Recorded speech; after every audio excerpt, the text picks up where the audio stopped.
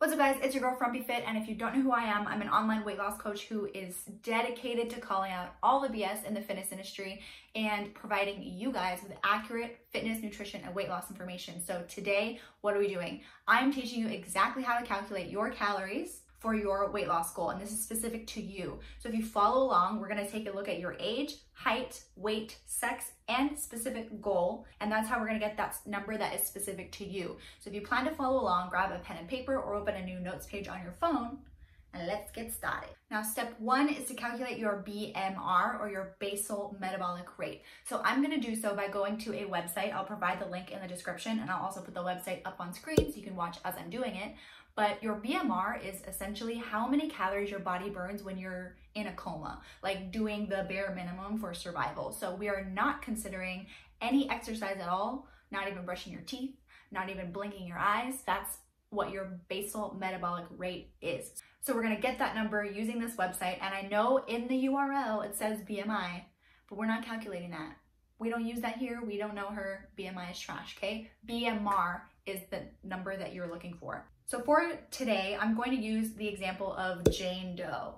She is this mysterious woman who is 30 years old, 150 pounds, 5'5", and a female. So we're gonna plug that information into the website, but I want you to plug in your specific information in order to get your specific numbers. So we type all that in and we get that Jane Doe's BMR, basal metabolic rate, is 1,472 calories. That means that's how many calories she burns per day when she's in a coma, when she's got nothing else going on in her life, she's just laying there. Now we're moving on to step two, where we're actually calculating how many calories you burn in the day. This includes all of the things like blinking, brushing your teeth, all the activity that you could do throughout the day, in addition to your BMR, okay? That's called your TDEE, or your total daily energy expenditure. I'll provide the link in the description because I'm going to another page on this website now, but you can also just follow along on screen because this part's really easy. So now what we're gonna do is we're gonna multiply your BMR by an activity factor, and this is using the Harris-Benedict equation. And the key here is to be really honest with yourself about how active you are. Most people are overestimating how much activity and exercise they're doing on a weekly basis. So I'm gonna give you the guidelines of kind of how I decide what activity factor to multiply the BMR by. As you can see, there are different categories all the way from like no activity to very, very active. And so you're gonna pick the number that best suits you. For my clients whose goal is weight loss, I usually multiply their BMR by an activity factor of 1.45. They're usually weight training 4 to 5 times per week amongst other physical activity that I have them doing.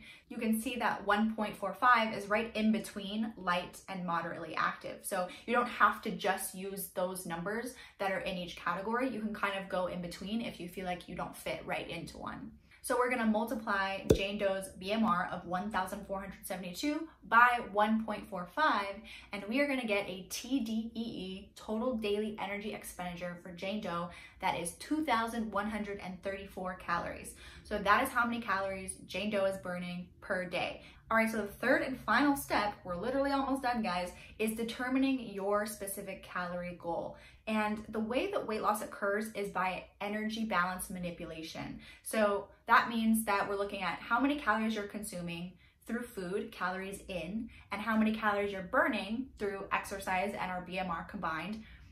And that balance is going to determine whether we gain weight, lose weight, or maintain our weight. So in order to lose weight, we have to consume fewer calories than we burn. So calories in through food is lower than our calories out, which is our TDEE. So we calculated that. For Jane Doe, it's 2,134.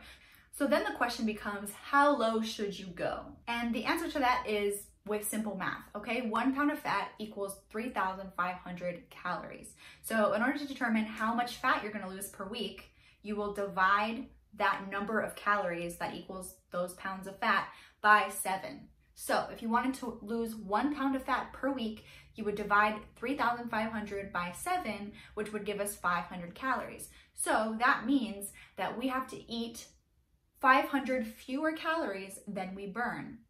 I always recommend a calorie deficit between 250 and 500 calories per day. Deficit meaning that's just how many fewer calories you're eating than you're burning. That's gonna put you in a weight loss range of 0.5 pound to 1 pound per week. I know that might sound discouraging and it might sound slow, but it's not. Losing half a pound to a pound every single week is amazing progress. And the only reason people think it's slow is because we've been conditioned to think that we can get these fast results by all these quick fix fitness professionals and reality TV shows like The Biggest Loser. You watch me talking about that somewhere up here. I don't want to get too crazy ranting, but the recommended amount of weight loss per week is between 1 and 2 pounds.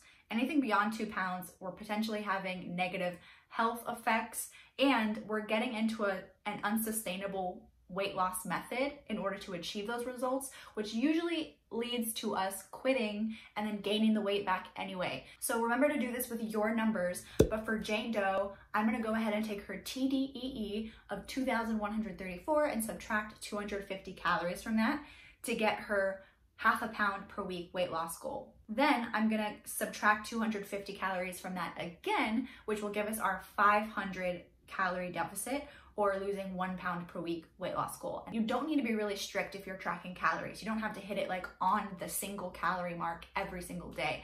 I like using a range. So in this case, if we're using the range of half a pound to 1 pound per week of weight loss, Jane Doe's range would be 1,884 to 1,634. You can be a little bit flexible. There's no reason that you should be obsessing over hitting every single little number. We don't want to go there. We don't want to make it that serious. Everything's going to be fine.